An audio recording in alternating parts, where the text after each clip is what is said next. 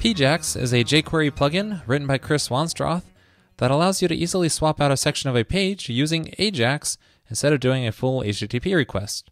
For example, there are several links here on this demo page, and when you click on one without PJAX enabled, it's going to do a full page load, and notice at the time on the top left, it is actually changing every time. But if we enable PJAX, then on the next link we click on, notice that the time does not change because it's using a PJAX request and only updating the section of the page that it's enabled. Now this uses push state, which means that the user won't even notice that AJAX is going on in the background. It updates the URL properly, it handles the back button with the browser history, and the title bar changes as well. So all these benefits, and it also degrades gracefully, so if the user doesn't have JavaScript enabled or doesn't have a browser that supports push state, it will just fall back to a normal HTTP request. Alright, so how do we integrate PJAX into our Rails application? Well, there are several ways, but let's try them out. So here's the Rails application we'll be working with. As you can see, we have a list of products here, and when we click on a product, we get some information about the product on the side here. But currently, it's using a full HTTP request just to provide that information. As you can see, the page is refreshing, and notice I have a layout random number and a template random number, which is in each of the template views. And if we click on a new product, notice that is refreshing both of them. So our entire page is refreshing here. And also notice that the title on the window here matches the title of the selected product. So let's see how we can use PJAX to only update the areas that need to be updated with AJAX. There is a gem called PJAX Rails by David Hannemeyer Hansen that makes it super easy to add PJAX to a Rails 3.1 app.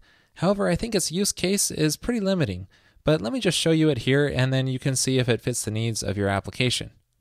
First, I'll just go into the gem file here and add PJAX Rails and then run the bundle command to install it. And then next, I'll go into the application JavaScript file here and require PJAX here so it loads the necessary JavaScript. And then next, go into your application layout file and add a div around the yield call here and give it a data attribute of PJAX container. And then that's it. So now when you restart your application, every link on here will now have PJAX enabled. And you can test it out by just clicking on it and notice that it's not loading the entire page here, it's only changing the inner template through AJAX. So it makes it feel a lot faster. And notice that the layout random number is staying the same, while the template random number changes whenever we click on a product. However, also notice that it's not changing the title of the window here. It's not putting the product name in the window title. Now you can fix this by going into your inner template, in this case our index template, and then add a title tag into here. Now this feels a little bit hackish to me. I don't like putting titles outside the head, but it works for our case here. And then you just put the title in here. Now I already have a content for title up above, as you can see, so I'll just yield that, and that way it displays our title inside of our template. And so now when we reload here and click on a product, it's actually going to change the title of the product, the title of the window here, to that product properly.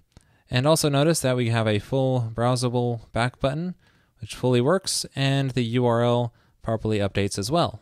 So from the user's perspective, everything works the same way, but it just feels a bit faster, which I think is really great, but I think the PJAX Rails gem is a bit too aggressive for my taste. Having every single link PJAX enabled, I think I prefer to selectively choose which links have PJAX.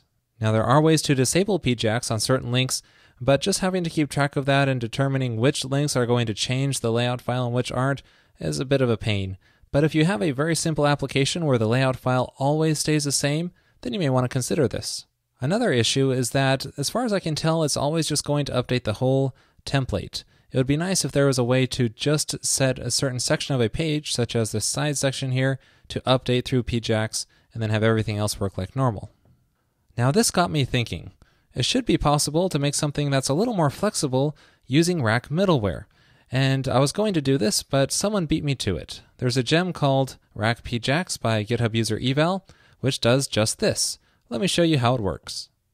First, go to your gem file and add Rack PJAX here, and I'll comment out PJAX Rails so we don't get any conflicts. Now make sure to run the bundle command to install it.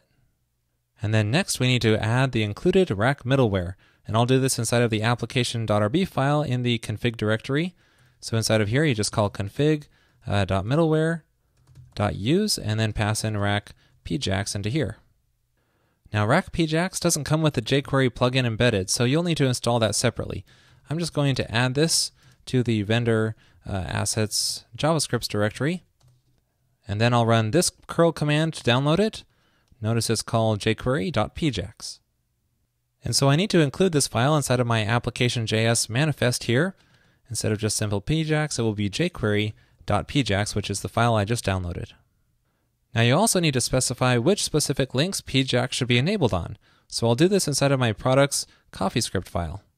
And so let me first make sure that the DOM is loaded here, and then I can fetch all the links that I want to enable. So I'm going to fetch all the links under the product div, and I'll just call PJAX on here. And then you need to specify what you want to update, and it should always be the data PJAX container, like that. And what's also nice is that it doesn't require you to put a title tag inside of your inner template. It'll just automatically fetch it from the layout. So now once you restart your application, you get very similar functionality here where you just click on a product, it instantly shows up, and notice that the random number for the layout stays the same. But our title is changing even though it's not specified in the template because it detects it from the layout. However, what's really cool is that I can move this data PJAX container anywhere I want. It's not restricted just to the layout file surrounding the yield call here. In this case, I will place it inside of my index template surrounding the product details section here, which is that little side section showing the details of the selected product.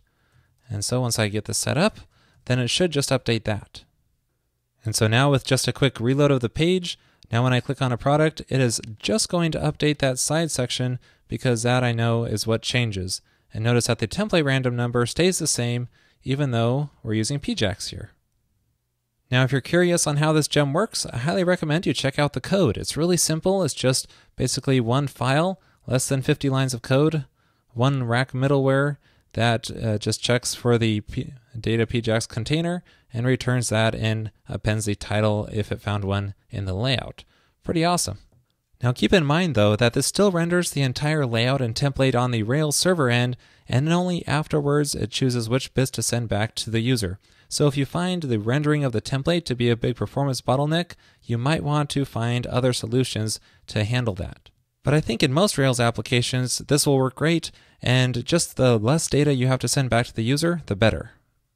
Well, that's it for this episode on PJAX. I encourage you, give it a try, experiment with it, and see if it fits the needs of your application. In the Pro episode this week, we will take a look at Mustache. This is a templating language which is supported by many programming languages, including Ruby and JavaScript. So this means we can take a single template and use it to render out a model in both Rails on the server side and JavaScript on the client side. This will help clean up some duplication you may find between your Rails app and JavaScript, especially if you're using JSON. To watch that episode and all other Pro and Revised episodes, just head on over to railscast.com/pro and then sign up there for just $9 per month.